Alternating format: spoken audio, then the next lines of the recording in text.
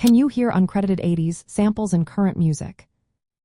Imagine hearing a catchy beat or a synth hook in a modern song and wondering if it's a fresh idea or a nod to the past. Many times, it's actually a sample from the 1980s, but it's not always obvious.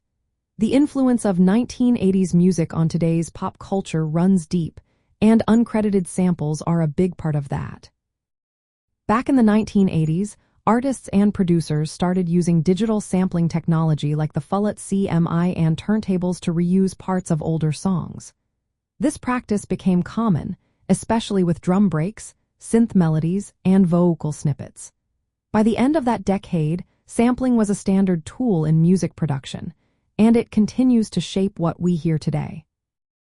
Modern artists often incorporate these 80s sounds into their music, sometimes directly sampling famous riffs or beats. Other times, they create new tracks that evoke the same vibe with similar synths, drum machines, or production styles. Some samples are officially credited, but many are not. They might be altered, layered, or hidden within the mix, making it hard to tell where they came from.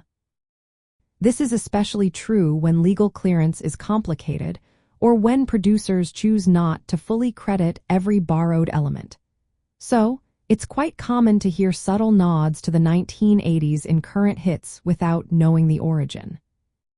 For example, you might notice a song with a synth line that sounds just like something from Depeche Mode or a drum pattern reminiscent of Phil Collins.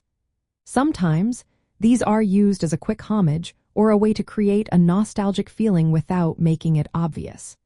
This practice helps keep the 1980s musical legacy alive, passing it down to new generations. It's like a musical conversation between past and present, where the echoes of the 1980s continue to influence what's popular now.